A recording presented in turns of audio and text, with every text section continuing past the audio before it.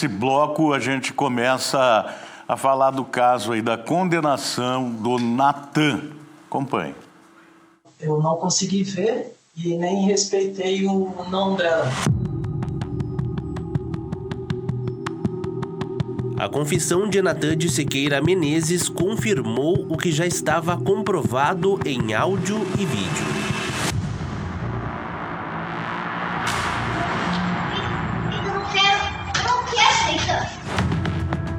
A TVCI teve acesso à sentença proferida pelo juiz Brian Frank. No mérito da ação, ele cita que a materialidade e a autoria estão comprovadas e cita uma série de provas coletadas durante as investigações, como imagens e laudos. O agressor, no momento do interrogatório, tentou inicialmente insistir que houve consentimento por parte da vítima. Em dado momento, Natan diz que houve troca de carícias entre ele e a vítima. Ele é, então, questionado sobre as imagens. O senhor fala que ela consentiu num primeiro momento, né? Num segundo momento, o senhor acabou de... A gente não viu todo o vídeo, mas se o senhor quiser eu reproduzo, não tem problema nenhum. Mas dá para ver ela falando, não, Natan, não, Natan. Mesmo diante dessas afirmações dela falar, para, Natan, para. Por qual razão o senhor, que está afirmando que num primeiro momento, que não está nas imagens, teve uma troca mútua de carinhos... Por qual razão o senhor prosseguiu, mesmo ela falando não, para? Então, senhor, depois dessa primeira parte que eu disse para o senhor que nós tivemos um carinho um pro outro, nós tínhamos saído sim para aquela parte de trás. E aí onde foi que começa o vídeo da gente voltando e eu puxando ela. Nessa parte onde eu puxo ela foi porque eu queria que nós voltássemos para aquilo que a gente estava. E, querendo ou não, eu não consegui ver e nem respeitei o não dela. O juiz entende que a prática dolosa forçada da conjunção carnal, com o intuito de satisfazer a própria lascívia, ficou comprovada e ressalta que a tese levantada pela defesa não convence.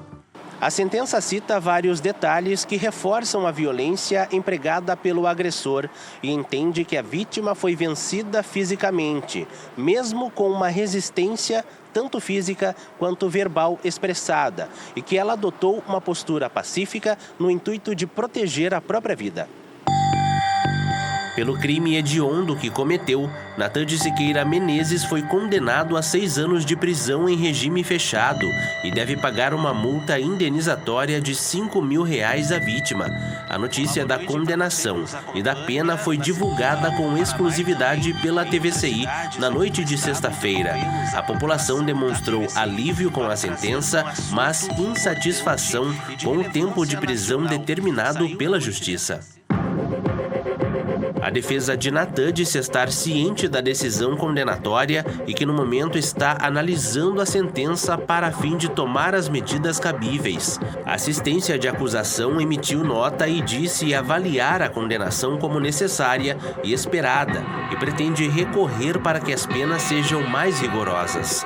A advogada Thaís Matarassade havia conversado com a nossa equipe horas antes de receber a sentença. Naquela oportunidade, ela falou sobre a importância da celeridade em casos como esse. Sim, é importante de se ressaltar que realmente teve uma repercussão social muito grande e creio que o fato do caso ter sido tão acompanhado, né, pela imprensa e também, não só por isso, pela importância que crimes sexuais tem dentro do nosso ordenamento jurídico com relação a penas mais severas, a um tratamento mais rígido, isso fez com que o caso fosse de fato julgado mais rápido, fosse, né, apreciado mais rápido.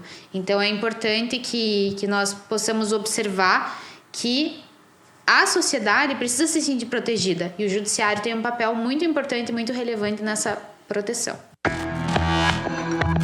Quando a população se sente protegida, é porque o judiciário está cumprindo seu papel de forma eficaz. A prisão de Natan, autor do estupro ocorrido em 23 de fevereiro, é um exemplo disso. Ele se entregou à Polícia Civil em 26 de março e foi conduzido até a cadeia pública de Paranaguá, sendo posteriormente transferido para a cadeia pública de Araucária, onde está custodiado em um local específico para autores de crimes sexuais. A sentença divulgada nesta sexta-feira marca um ponto final para o caso, mas não para a vítima, que carrega há cerca de 4 meses um trauma que levará muito tempo para ser esquecido.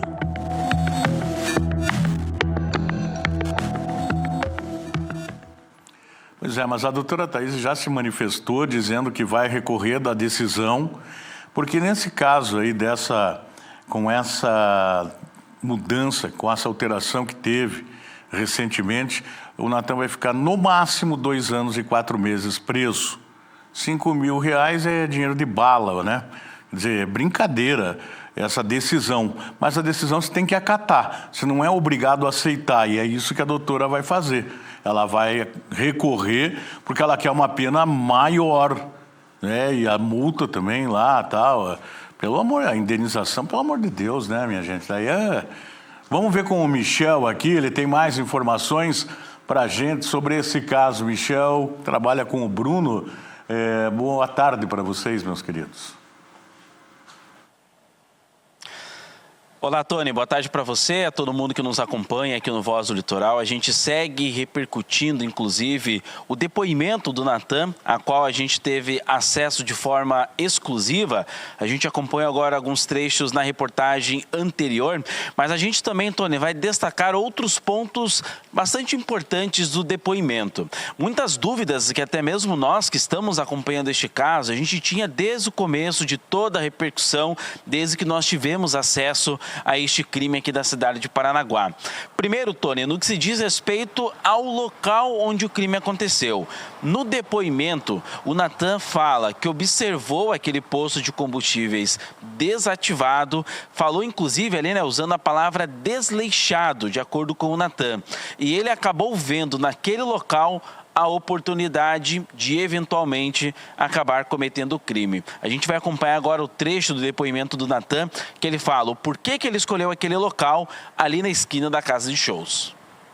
Então, como eu vi que ele era bem desleixado, né? Eu pensei que ali, como ela disse que queria ir ao banheiro, eu pensei que ela poderia ir ali, porque ela não podia mais entrar dentro da casa de show. Tá. O senhor falou que bebeu pouco, né? O senhor estava bem consciente de tudo que estava acontecendo. Bom, eu não estava bêbado.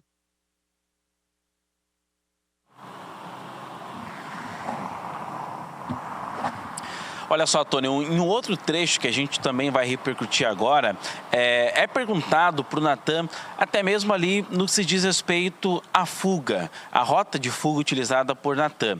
Vale destacar, né, Tony, que a vítima, assim que o crime aconteceu, a vítima foi para o hospital, a vítima ainda teve que ir à delegacia, fez exames. Já Natan, num primeiro momento, foi para sua casa.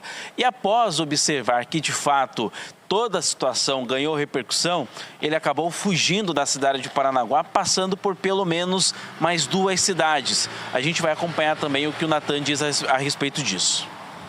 Os dias depois do ocorrido aqui no dia 23 de fevereiro, o senhor ficou até quando em Paranaguá? Eu acho que até domingo, depois do carnaval. Eu não lembro o dia exato do mês. Tá. E o senhor foi para onde? Eu tinha ido depois que eu saí daí? Não. Depois saiu de Paranaguá. O senhor foi para onde? Para Curitiba. Depois de Curitiba? Depois de Curitiba, eu peguei um ônibus para Santos. Santos?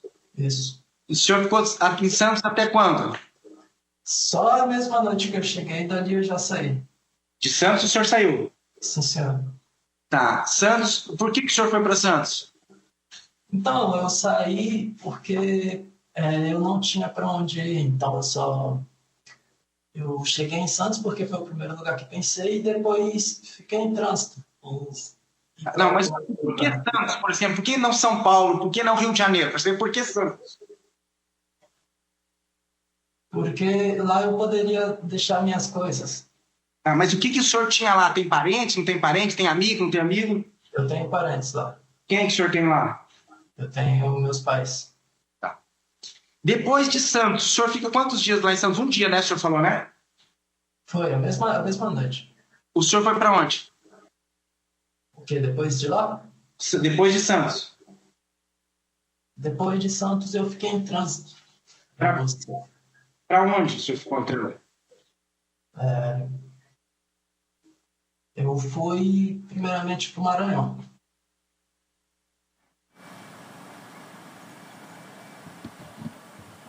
Então, Tony, esse seria o caminho do Natan, pelo que a gente viu no depoimento dele. Dias após ali, né, toda a repercussão do caso, ele saiu aqui da cidade de Paranaguá, foi para Curitiba, depois para Santos, litoral paulista, o qual a gente já falava, inclusive, né, desde ali que a gente teve acesso a todo este caso, que era um local ali, o litoral paulista, onde o Natan teria familiares. Ele confirma nesse depoimento que, de fato, esteve em Santos e que depois foi ao Maranhão. Então, ele passou ali por 3 cidades, pelo menos, durante, né, toda essa fuga dele, até que, de fato, ele se entregasse aqui na cidade de Paranaguá. Então, é importante destacar ainda que, durante o depoimento do Natan, ele diz ali que ele sofreu ameaças. Foi perguntado por que ele não se apresentou à delegacia de Polícia Civil aqui de Paranaguá assim que soube de toda a situação do cometimento deste crime. Ele disse que estava com medo e por isso que ele saiu da cidade de Paranaguá, foi para Santos e depois ainda para o Maranhão. Segundo, então, Natan, no depoimento, ele estaria sendo ameaçado, assim que todo o caso ganhou repercussão. Algumas pessoas, então, que souberam da identidade do Natan dias após o crime, teriam mandado mensagem, teriam entrado em contato com o Natan, ameaçando ele.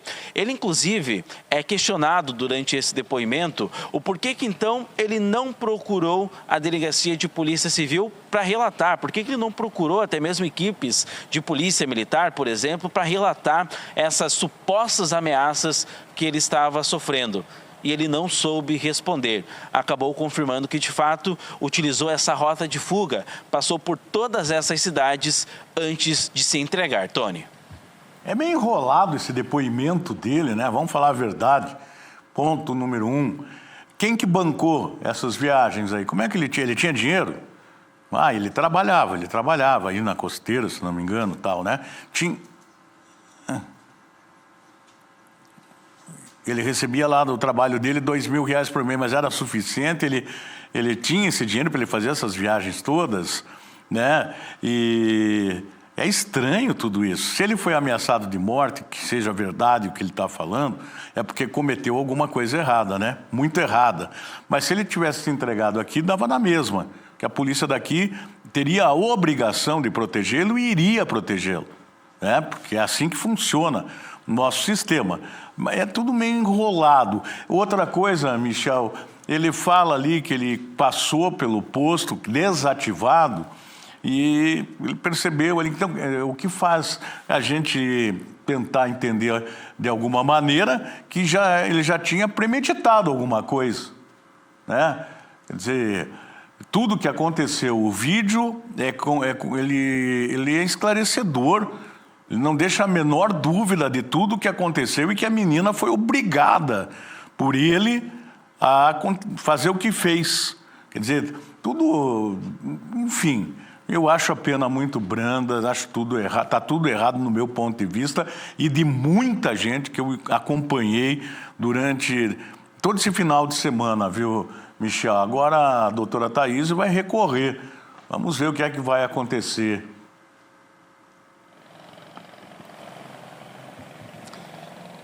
Tony, quando o Natan fala no depoimento que ele passou pelo local, pelo posto de combustíveis desativado e que ele viu ali que era um local desleixado, automaticamente ele vê naquele local também uma oportunidade de ele cometer um crime. Então, de fato, foi premeditado porque ele passou no local, ele viu como o local estava e ao final daquela noite, durante a madrugada, na saída daquela casa noturna, ele levou a jovem até o local. Tony, uma pessoa de bem, se passa no local como aquele, acaba avisando mulheres que ele conhece, pessoas, familiares, olha, não passa ali por aquele local porque é perigoso, à noite fica escuro, tem ali alguns locais que realmente acabam oferecendo esse risco para as mulheres. Já o Natan não, foi totalmente ao contrário, ele viu naquele local a oportunidade de cometer um crime e ele deixa muito claro no depoimento que ele viu essa oportunidade e que ele já estava pensando em como agir